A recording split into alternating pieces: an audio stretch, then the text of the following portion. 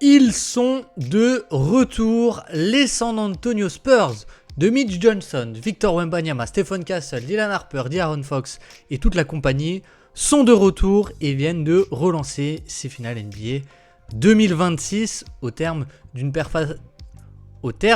prestation très aboutie au Madison Square Garden. Alors ça fait 2-1 dans la série, certains diront qu'il y a eu un petit coup de pouce de l'arbitrage, mais nous on n'est pas là pour parler de ça. On est là pour parler du super plan de jeu de ces Spurs qui leur a permis de relancer les dés de la série. Alors, c'est quoi le secret ? Et bien une nouvelle fois, on a du pain sur la planche.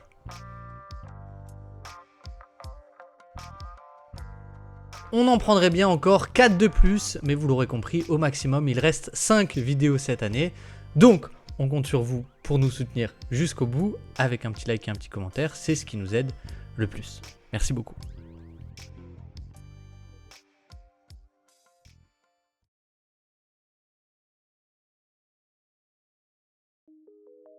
Je pense que dans un premier temps, on peut parler de l'attaque et on va pouvoir commencer avec une stat qui, en fait, pour moi, en dit beaucoup. C'est la distance moyenne de tir de Victor Wembanyama sur ce match. Et sur les 3 premiers matchs, en fait. Sur le premier match, on était à 17 pieds du panier, le deuxième 13 et hier, on était à 10 pieds seulement du panier en moyenne.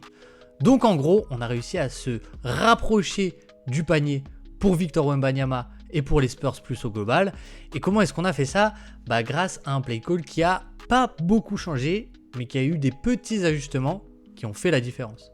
Le premier, ça a été de beaucoup plus impliquer ce petit bonhomme-là, Jalen Brunson, sur tous les écrans, et notamment les écrans porteurs. On va y revenir un petit peu plus tard, mais le but, c'est vraiment d'impliquer Jalen Brunson. Et pour moi, quelque chose qui a changé aussi, c'est qu'on a eu beaucoup plus de drive and kick. On a eu beaucoup plus de kick-out. La défense des Knicks, c'est une défense qui resserre beaucoup le terrain. Regardez ici, Mikal Bridges, il vient couper un potentiel lob de Victor Wembanyama. Stephen Castle, magnifique drive and kick. Et De'Aaron Fox, au lieu de prendre le tir, il redrive. Et là, ensuite, une fois qu'on arrive à atteindre cette raquette et qu'on a des paint touches, on peut envoyer un lob à Victor Wembanyama. Et ce qu'ils ont beaucoup fait, c'est des double drag, c'est-à-dire des jeux à 2 écrans, où ce qui se passait, c'est que la configuration, elle était très très précise. La configuration, c'était exactement la suivante, avec un premier écran pour impliquer Jalen Brunson, et ensuite le deuxième écran, ça va être Victor Wembanyama.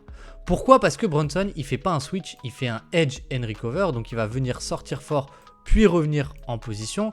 Le problème, c'est qu'en faisant ça, il n'a pas été très bon hier. Et là, vous voyez, Stephen Castle, il n'est pas du tout ralenti, ce qui fait que Josh Hart est en retard. Et là, on arrive du coup à attaquer un Karl Anthony Towns. On arrive à sortir Karl Anthony Towns de son drop, parce que s'il restait en drop, on aurait un 2 contre 1 avec Wembanyama dans son dos, ce serait déjà perdu. Donc il va faire lui aussi un hard edge et monter sur Stephen Castle. C'est ça la couverture qui a été employée. Le problème c'est quoi ? C'est que Castle, il a le passing et qu'une fois que Kat, il est plus dans la raquette, Wemby, il est face à des plus petits. Et ça a été très très bien joué de la part de ces Spurs. Et on a aussi ciblé Jalen Brunson un peu off-ball.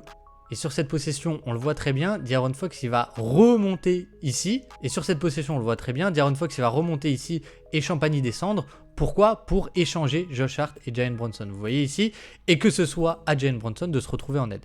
Et donc ensuite, on a le pick and roll. Stephen Castle rejette l'écran, même pas besoin d'écran. Et là, c'est Brunson en aide. Et forcément, l'aide, elle n'est pas très efficace. Et ça finit sur un N1. Et là où ça a mis les Knicks dans un sacré dilemme, c'est que du coup, face à ces jeux à 2 écrans en impliquant Brunson, en fait, on a réussi aussi à faire monter Karl Anthony Towns.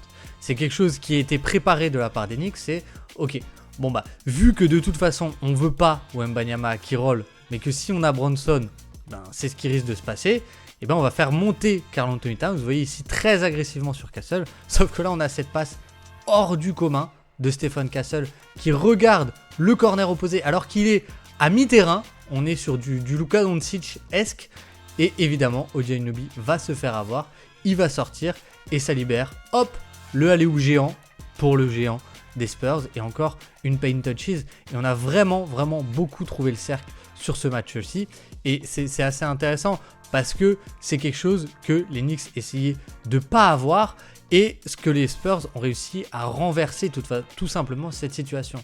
Et parfois avec des choses très simples, mais vous voyez ici, écran entre petits pour Dylan Harper. Jalen Brunson fait son edge, sauf que vous voyez, il le fait pas très bien. C'est-à-dire qu'il laisse cet intervalle ici, ce qui fait que Dylan Harper, il peut split le pick and roll, passer entre les deux défenseurs, et ensuite, c'est presque déjà le meilleur driver de ces finales, et il va jusqu'au panier. Et vraiment, on a touché le cercle encore et encore, ou créer des tirs ouverts en ciblant Jalen Brunson. Encore une fois, comme ici, on crée un tir ouvert à 3 points. Et on a aussi eu un peu de bon play call, un peu différent de la part de Mitch Johnson, mais qui a fait beaucoup de bien quand on n'avait pas Wembanyama. Parce que ça nous a permis d'avoir des points cruciaux. Je rappelle que ce match, il finit à 4 points seulement. Et là, vous voyez, on a un main à main, sauf qu'on rejette l'écran. L'écran, il est bien posé. Ensuite, Dylan Harper, il coupe au panier. Et l'aide d'Oji est un peu en retard. Et ça finit sur un petit dunk. Et vraiment, le chasseur a été chassé, puisque vraiment, Brunson, on l'a ciblé tout le match. Et ça a créé des bons tirs, en fait. Ça a créé des bons tirs. Ici, le N1, mais plus globalement, j'ai trouvé que les Knicks n'avaient pas forcément de réponse à ce pick and roll. Et encore une fois, ici, vous voyez, on edge, c'est-à-dire qu'on va à 2 sur Castle, sauf que le contre-move, c'est 2 libéré rapidement à Champagny, avec en plus le flare screen de Victor Wembanyama. Tout le monde est en retard et on ne peut pas lâcher Wembanyama, parce que ici, en plus, il y aurait le lob pour Victor à l'intérieur. Et donc, on a un tir ouvert, ça rentre pas, et excellent rebond d'Oji Anunoby, mais c'est un très bon tir. Et c'est ça qui compte. Et finalement, encore une fois ici, un très bon play call avec une chin action qui finit sur un petit tip. Et si on se le remet, on voit que c'est très très créatif. Mitchell Robinson, il est très très serré à Victor Wembanyama. Et là, on a du coup vidé cette aile et on va encore une fois cibler Brunson. Parce que Brunson, il peut pas switcher. Donc ce qui fait que Mitchell Robinson, il va devoir naviguer cet écran en reculant, en rétro-pédalant. Et Victor Wembanyama, il va couper ici. Donc ce qu'on appelle une chin action. Encore une fois, le passing de Stephen Castle est parfait. Shamet a bien lu le système, mais il est juste trop petit. Et au rebond, les Spurs dominent une fois que Mitchell Robinson n'est plus en position.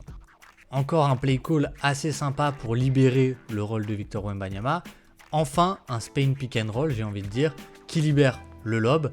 Mais en fait, c'est assez simple. C'est que regardez Karl Anthony Towns, vu qu'il fait un drop, Devin Vassell, il va venir lui poser un écran dans le dos. Le truc, c'est que là, Victor, il a glissé l'écran bien avant. Et Vassell n'a même pas besoin de poser un bon écran, que Victor est déjà au panier. Et encore une fois, le passing de lob de Stephen Castle a été vraiment clé et décisif sur ce match. Et ce que j'ai aimé, c'est qu'encore une fois, ici, on retrouve un Victor Wembanyama qui utilise des sorties d'écran avec le poseur d'écran qui est défendu par Jalen Brunson. Et on cible en fait le manque de mobilité de Mitchell Robinson. Et donc là, vous voyez, on le bump, mais ce qui fait que Brunson est en retard sur Champagny. Il donne ses appuis. Et encore une fois, un bon tir, même si ça rentre pas, on a vraiment créé des bons tirs en ciblant Jalen Brunson. Et c'est ça qu'il faut retenir. Même sur la fin de match, isolation de De'Aaron Fox qui va jusqu'au panier. Quand Brunson a switché plus sur la fin de match. Et c'est vraiment là où on attend la réponse pour moi des Knicks. Cette possession, elle est intéressante parce que ça pourrait être ça la réponse. Ça pourrait être ça, même si c'est subi ici sur une semi-transition. On a Oji Anunoby qui se retrouve sur Victor Wembanyama et Karl Anthony Towns sur Stephen Castle. Et encore une fois, Oji Anunoby, c'est peut-être lui qui est le meilleur pour rester sur Wembanyama dans un premier temps et ensuite venir en aide.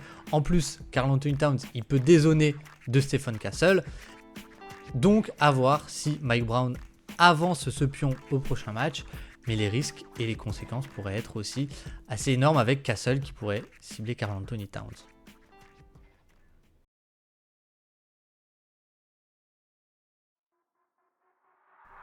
Et de l'autre côté, il s'est passé un petit événement qui est peut-être dû aussi beaucoup au manque de concentration des New York Knicks, mais c'est que les Spurs ont provoqué plus de pertes de balles que les Knicks pour la première fois de la série. Et ça change un peu tout, parce que tout simplement les Knicks, leur plan de jeu, on y reviendra, mais c'est de jouer assez lentement avec beaucoup d'isolation ou de pick and roll assez statique pour tout simplement couper cette transition aux Spurs. Et là, en faisant ça, les Spurs ont réussi à retourner un peu l'équation et à créer de la transition assez facilement. Alors, il n'y en a pas eu beaucoup, il y en a même eu très très peu, mais le fait que les Spurs arrivent à provoquer plus de pertes de balles que l'inverse, c'est assez notable quand un match se joue à 5 points près. Et l'autre chose qui est assez importante, c'est qu'on a eu un Victor Wembanyama beaucoup plus sur Josh Hart qu'à l'accoutumée. beaucoup moins sur Karl-Anthony Towns. Quand on regarde les trackings, c'est Stephon Castle qui a le plus défendu Karl-Anthony Towns sur ce match en 1 contre 1. Alors ça veut pas tout dire, on a eu des couvertures assez mixées, on y reviendra, mais on va voir que ça a vachement dérangé ces Knicks. Et en fait, vous voyez ici sur cette possession, qu'est-ce qu'on fait? On appelle le pré-switch avec Victor Wembanyama, vous voyez, qui dit à Dylan Harper de remonter sur Josh Hart et Devin Vassell d'aller sur Jordan Clarkson pour que lui, il redescende et qu'il reste protecteur du panier. Ça, les Spurs l'ont très bien fait hier. Et ça a super bien marché parce que ici, ok, OG Anunoby, il a le match-up et il a le mismatch et il arrive à se créer plutôt un bon tir à ce moment-là. Mais sauf que maintenant, c'est Victor Wembanyama le low-man et pas Devin Vassell. Les longs bras, les bonnes mains et encore une paire de balles alors que Knicks avait plutôt bien joué le mismatch. Là, vous voyez, on a un tir ouvert. Ça rentre pas, mais c'est clé cette transition et ces paires de balles. Et en fait, le plan de jeu des New York Knicks, depuis le début de la série, comme dit, c'est de jouer assez lentement pour ralentir le rythme. Vous voyez ici, la relance, il n'y a pas de possibilité de transition. Et le truc, c'est que sur ce match-là, ça a un peu moins bien marché. Et je trouve que globalement, ça marche pas si bien d'un point de vue rentabilité directe. Mais ce qui marche plutôt, c'est le point de vue de ce qui n'arrive pas. C'est-à-dire toutes les transitions des Spurs qui n'arrivent pas, ça c'est vrai. Hier encore, ça n'a pas tant marché, même si tu as perdu plus de ballons. Mais là où on a vu le super pouvoir des Spurs, c'est que les Knicks, du coup, ils vont appeler beaucoup de pick and roll entre petits, puisque les Spurs essaient de garder Victor Wembanyama sous le panier. Et le problème pour les Knicks, ou la solution pour les Spurs, c'est qu'ils n'ont aucun mismatch. Et on a extrêmement bien tenu face à Jalen Brunson. On a créé de très mauvais tirs ou des tirs très compliqués encore une fois. Et ça, c'est une constante. C'était déjà le cas face à OKC. C'est encore le cas face aux Knicks. Mais tout simplement, notre premier rideau, notre switch all de 1 à 4, il est monumental. Il est génialissime. D'autant plus quand tu as Victor Wembanyama derrière qui te permet d'être assez agressif sur le porteur de balle. Et on a aussi vu que les Spurs ils commençaient à connaître les systèmes des Knicks. Vous voyez ici Luke Kornet, le roamer sur Josh Hart. Là, on l'a beaucoup plus vu qu'au match précédent, ce problème-là. Et le système qu'ont les Knicks, c'est la short action. C'est-à-dire que Josh Hart va recevoir la balle, attirer Luke Kornet et lui, il va servir Karl-Anthony Towns. Le problème, c'est que les Spurs, ils connaissent ce système. Kornet reste en position et encore une paire de balles et de la transition derrière. Comme j'ai dit, on a eu énormément de possessions qui sont allées au bout des 24 secondes où Brunson joue une isolation face à Champagny, c'est lui qui l'a cherché, mais il arrive à pas créer grand chose. Ici, il y a un peu de réussite, mais vous voyez, le premier tir, il est extrêmement compliqué.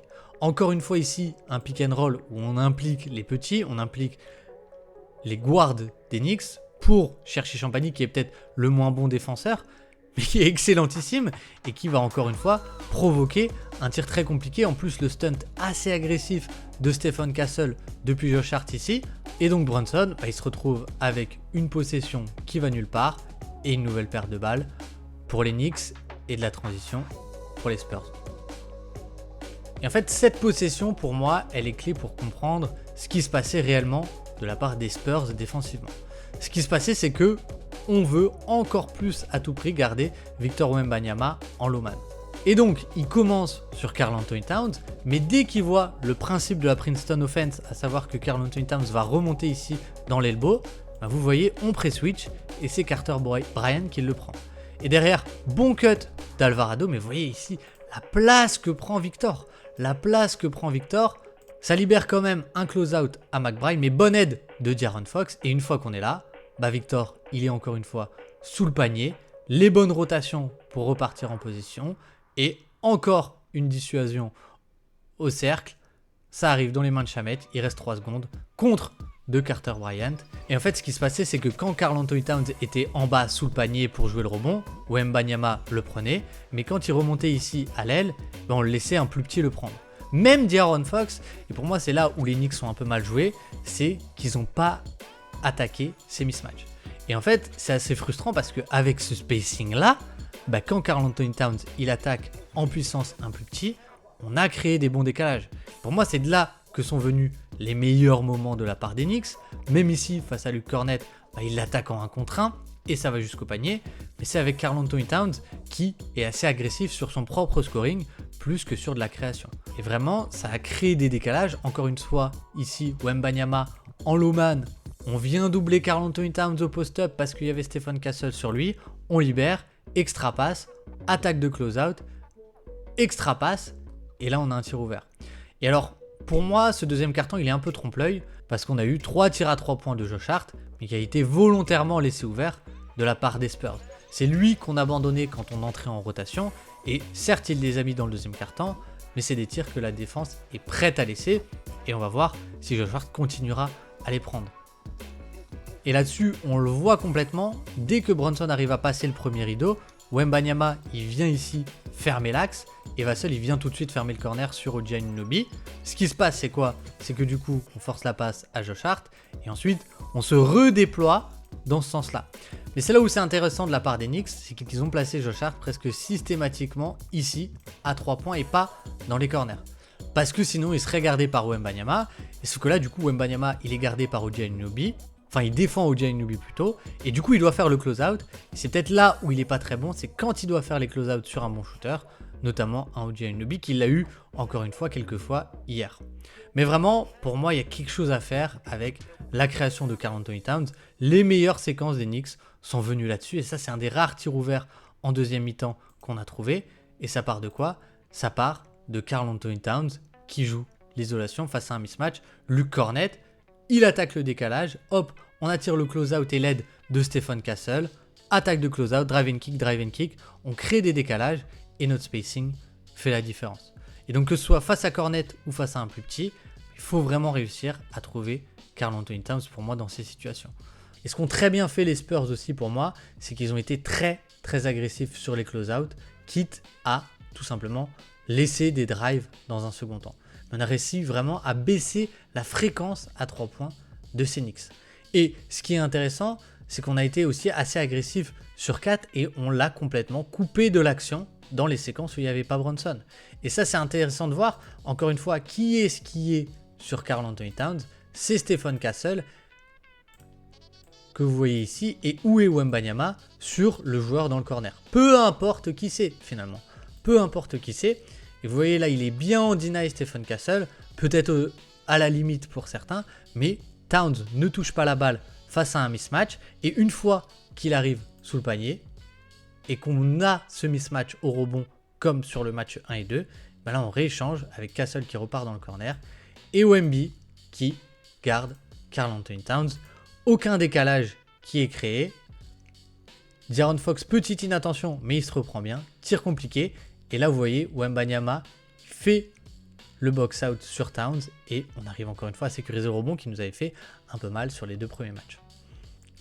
Et franchement, on a eu des séquences défensives, mais de très très très haut niveau.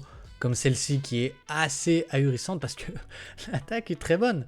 L'attaque est très bonne, mais la qualité des close-out et des rotations, ça finit sur un compte de Victor Wembanyama. Mais pour moi, elle dit beaucoup cette possession. Elle dit beaucoup parce que déjà, dans un premier temps, vous voyez, on ne sert pas Karl Anthony Towns alors qu'il a le mismatch. Ça, c'est peut-être un point de tension du match 4, mais voilà. Déjà, on n'a pas ça. On n'arrive pas à le servir, on ne le sert pas. Écran. Et ensuite, on a une sortie d'écran de Jalen Brunson. Et là, c'est très intéressant parce que vu que les pick and roll entre petits de Brunson ne marchaient pas pendant tout le match et pendant les 3 premiers matchs, une solution aussi, en plus de 4 on-ball, bah c'est Jalen Brunson off-ball. Lui libérer des tirs ouverts, un peu comme ça. Et là, la mauvaise communication. Et en plus, là-dessus, on voit la mauvaise communication, la gravité de Brunson, le switch de Fox qui est un peu en retard, ça libère un cut. Mais tout l'intérêt d'avoir Wembanyama en low man, c'est ça. C'est que là où les Knicks arrivaient à se créer des cuts, comme ici Landry Shamet, pendant 3 tours, et bien là, ils n'y arrivent plus, on force le drive and kick, et là tout le monde entre en rotation, on se jette pour ne pas prendre un 3 points, et orienter vers Victor Wembanyama, la grande muraille qui contre Shamet. Encore une excellente possession défensive où vous voyez Victor Wembanyama va rester en low man. Ici, Josh Hart remonte pour impliquer Victor, mais Dylan Harper va prendre Josh Hart et Victor Wembanyama va rester dans le corner. Et ça, c'est vraiment les concepts qu'on a vus toute l'année et qui payent très très fort ici parce qu'il est en position pour contester le tir et presque le contrer, j'ai l'impression. Et finalement, les Knicks n'arrivent pas tant à l'impliquer on-ball, en tout cas pas autant qu'ils auraient aimé. Mais malgré tout, j'ai trouvé le dernier quart-temps un peu meilleur sur l'implication justement de Victor Wembanyama. C'est quelque chose qu'on a fait, on s'est dit, bon bah vu que les pick and roll entre petits ça marche pas, autant l'impliquer on-ball. On a retrouvé des Gortat screen de Mitchell Robinson et on a retrouvé ce système qu'on a joué 2 fois pour lancer Jalen Brunson dans un côté vide. Et ça a créé des bons tirs à mon sens et surtout ça a créé un peu de chaos dans cette attaque qui a été très stagnante où on cherchait le mismatch face à un plus petit. Ce qui se passe, c'est qu'on a une pistol action, c'est-à-dire un main à main sur un côté vide entre Cat et Brunson. Et c'est assez rare qu'on ait eu les deux ensemble, mais vous voyez ici, il arrive avec beaucoup de vitesse face à un switch et du coup il peut le dépasser.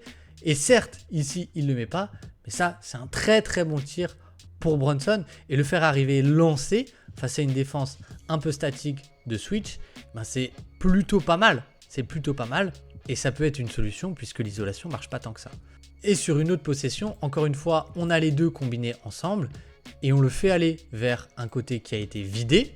Et donc Wembanyama, il va monter pour pas laisser le pull-up à Brunson et Brunson arrive à le contourner et ça, c'est tout ce que les Spurs ne veulent pas.